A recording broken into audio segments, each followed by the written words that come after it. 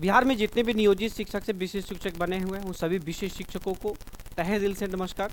और आप सभी का आपके अपने यूट्यूब चैनल बिना एकेडमी ऑफिशियल बहुत बहुत स्वागत है। तो आज जो विशेष शिक्षक जो बन चुके हैं, जो उनकी सितंबर 2020 से उनका ईपीएफ जो है 1800 रुपये उनका कट रहा था और सैलरी से 1800 रुपये गवर्नमेंट से मिलता था ईपीएफ अकाउंट में।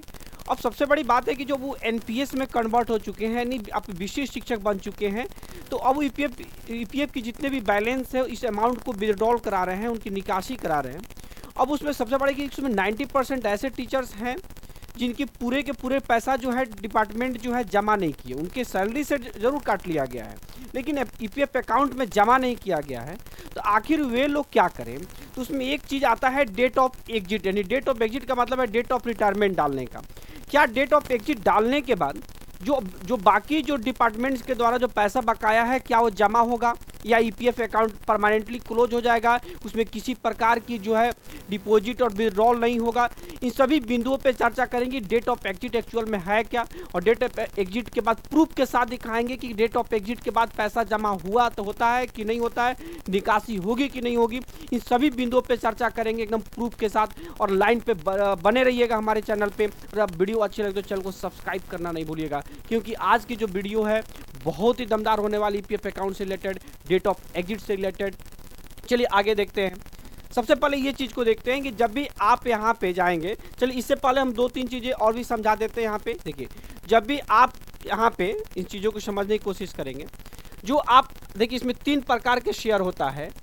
एक आपका एम्प्लॉय शेयर होता है, देखेंगे अगर मैं यहाँ पे चर्चा करें इस चीज़ों को देखेंगे तो सबसे पहला क्या होता है, यहाँ पे एम्प्लॉय शेयर होता है,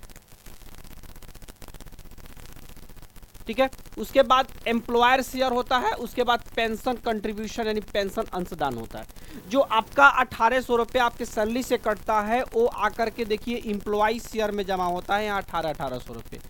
और जो 1800 रुपये जो गवर्नमेंट आपको फंड में जमा करती है उसमें से 550 रुपये 550 रुपये एम्प्लॉयर शेयर में और 1250 रुपया जो है किस में जमा होता है, पेंशन कंट्रीब्यूशन में जमा हो जाता है। अब इन चीज़ों को 2 चीज़ों को ध्यान रखेंगे। जो हमेशा एम्प्लॉय शेयर है ये आराम से आप उमंग ऐप से भी आराम से निकाल सकते हैं, कोई दिक्कत नहीं है।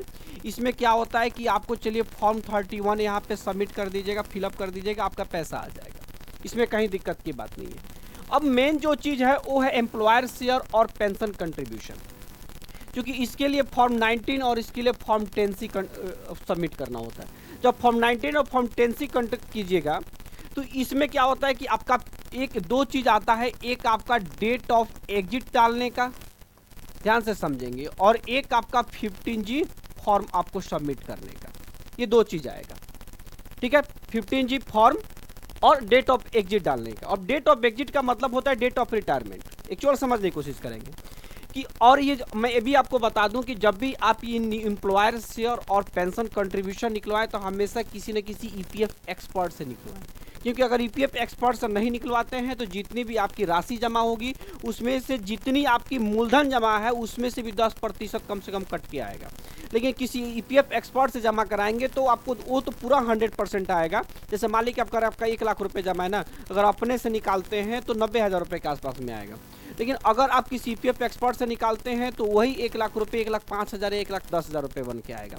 यानी 100% नहीं, उससे ज़्यादा बढ़ के आएगा। जो 100% वो भी आएगा, उससे ज़्यादा बढ़ के आएगा। तो आप थोड़ी बहुत जो ईपीएफ एक्सपर्ट जो आपसे कुछ राशि लेते हैं, आप उस चीज़ों को नज़रअंदाज करते हुए मालूम उतना पैसा बचाने के लिए आप हो सकता है कि बहुत ज़्यादा पैसे की लॉसेज उठाना पड़ सकता है। तो सबसे पहले इन चीज़ों को देखेंगे।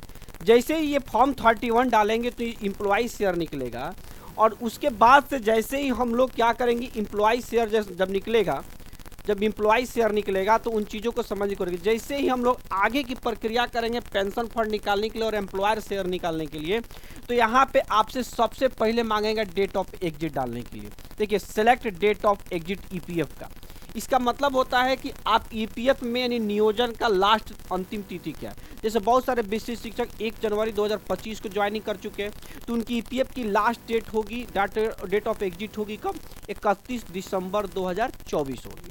31 दिसंबर 2024 डेट ऑफ एग्जिट होगी। रीसेलेक्ट डेट ऑफ एग्जिट, देखिए सेलेक्ट रीजन एग्जिट रीजन क्या होगा, तो यहाँ पे चलिए क्या होगा कि आपका मान लीजिए कि एनपीएस में जा रहे हैं, कुछ एनपीएस में दूसरी जॉब में चले गए, एनपीएस में चले गए, वही रीजन सेलेक्ट किया जाएगा और जब इसको सबमिट करेंगे तभी आपका जो है एम्प्लॉयर शेयर और पेंशन फंड निकालने का फॉर्म खुलता है। तो जो लोग अगर ये बात को कहता है कि इसमें 10C आपको ये फॉर्म डेट ऑफ एग्जिट नहीं डालिए, सिर्फ वैसे ही आपको एम्प्लॉयर शेयर और पेंशन फंड निकल जाएगा, तो बिल्कुल गलत बात है। जब तक आप डेट ऑफ एग्जिट नहीं डालेंगे आपका वो फॉर्म 19 और फॉर्म 10C ओपन ही नहीं होगा। अगर ओपन नहीं होगा तो भैया वो निकल ही नहीं सकता, बिना डेट ऑफ एग्जिट का डाले उसमें वो चीज़ें नहीं हो सकेगी। दूसरी चीज़ क्या है, एक आपका जो है जैसे जब आपका टोटल पेंशन फंड जब निकालना है, देखिए जब पेंशन फंड निकालने के लिए आपको ये 15G फॉर्म, देखिए ये 15G फॉर्म है आपका, देखिए इनकम टैक्स रूल्स है, फॉर्म 15G है, C section 197A 197A and rule 29C है। तो ये सारी चीज़ें जो है जब तक इस फॉर्म को आप फिलअप करके उसमें अपलोड नहीं करेंगे फॉर्म 19 में, तब तक क्या हो सकता है कि आपका जो है पेंशन का फंड टूटेगा नहीं। तो ये पेंशन फंड तोड़ने के लिए दो चीज़ ज़रूरी है, एक आपका डेट ऑफ एग्जिट डालना और एक आपका 15G फॉर्म डालना। अगर इसके बिना आपकी प्रक्रिया आगे नहीं बढ़ सकती है। तो अगर कोई आपको कन्फ्यूज कर रहा है, आपको कोई डरा रहा है, कहीं ना कहीं कुछ समस्याएं जनरेट कर रहा है कि इसके बिना डाले भी ये सारी चीज़ें हो सकती है प्रक्रिया, तो बिल्कुल गलत बोल रहा है। आप उन चीज़ों के प्रति भ्रमित ना हो, जैसे भ्रमित अगर होते हैं तो ये चीज़ें प्रक्रियाएँ आपकी नहीं होंगी। दूसरी चीज़ समझने की कोशिश करेंगे। अब तीसरा जो सबसे बड़ी सवाल है कि क्या डेट ऑफ एग्जिट डालने के बाद जो है ईपीएफ अकाउंट में जो डिपार्टमेंट के द्वारा जो पैसा बकाया है 3 महीने 4 महीने 6 महीने का, क्या वो फंड जो है जब अगर डिपार्टमेंट डालती है तो क्या वो फंड फिर से आपके अकाउंट में आएगा या अकाउंट क्लोज हो जाएगा? तो एक एग्जाम्पल, ज़रा मेरी बातों को समझने, एक एग्जाम्पल आपके साथ लेकर के आता हूँ। मान लीजिए किसी व्यक्ति का रिटायरमेंट अगर 31 मार्च का है, 31, तो तय है कि वो व्यक्ति 31 मार्च को रिटायर हो ही जाएगा। लेकिन क्या जब वो रिटायर हो जाता है तो मान लीजिए कि किसी महीने का अगर उसका एरियर बकाया रहता है, एरियर अगर बकाया है, हो सकता है कि उसकी फरवरी की सैलरी बकाया हो सकता है कि उस व्यक्ति की मार्च की सैलरी बकाया, तो क्या वो रिटायरमेंट हो जाता है, जब रिटायर हो जाता है 31 मार्च को, तो क्या ये एरियर फरवरी और मार्च के डिपार्टमेंट जमा नहीं करेंगे? क्या उसके अकाउंट में आएगा कि नहीं आएगा? बिल्कुल आता है। रिटायरमेंट उसकी हो गई 31 मार्च को, लेकिन उससे पहले की जितनी भी बकाया राशि है उसके अकाउंट में जरूर आएगा। हाँ बिल्कुल, 31 मार्च के बाद अप्रैल का सैलरी नहीं आ सकता, मई का सैलरी नहीं आ सकता, अप्रैल का भैया डीए नहीं आ सकता, लेकिन उससे पहले की जितनी भी एरियर बकाया है, जितनी भी सैलरी बकाया, वो सब के सब आएगा। सेम आपकी ईपीएफ में भी वही है डेट ऑफ एग्जिट का मतलब। डेट ऑफ एग्जिट का मतलब है कि उस डेट के बाद अब आपका किसी प्रकार का ईपीएफ का पैसा उसमें नहीं आ सकता, लेकिन उसके पहले की जितनी भी एरियर बकाया है, डिपार्टमेंट के द्वारा बकाया है, वो सारी राशि आ सकती है।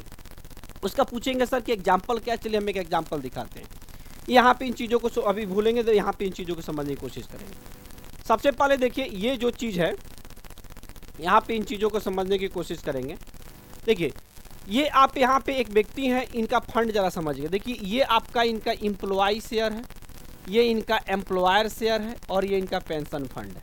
देखेंगे ये देखिए 27,625 जो है एम्प्लॉय शेयर है, ध्यान रखना है। 8459 रुपये इनका एम्प्लॉयर शेयर है और 18,750 रुपये जो है इनका पेंशन फंड है। ये तीनों फंड है, ध्यान रखना है। क्लियर? ये देखिए कब निकला है, 8 अगस्त 2024 को निकला है। ये कब निकला है? 8 अगस्त 2024 को 4:08 पे 41 सेकेंड पे, यानी 8 अगस्त 2024 को ये पीडीएफ को निकाला गया और वहाँ पे इतनी चीज़ें बता रही, 27, 8,400 और 18,750। ध्यान रखने की कोशिश करेंगे। यह है, ये उससे वही व्यक्ति, अगर आप कहेंगे कि सर नहीं ये व्यक्ति गलत है, तो बिल्कुल गलत नहीं व्यक्ति है। देखिए वही व्यक्ति है, सेम मैं आपको यहाँ पे दिखा दे रहा हूँ। देखिए वही व्यक्ति है, देखिए यहाँ पे अगर मैं नाम भी दिखाता हूँ, देखिए यहाँ पे जो भी व्यक्ति राज बाबू कुमार जो नाम डाला गया वही सेम व्यक्ति है।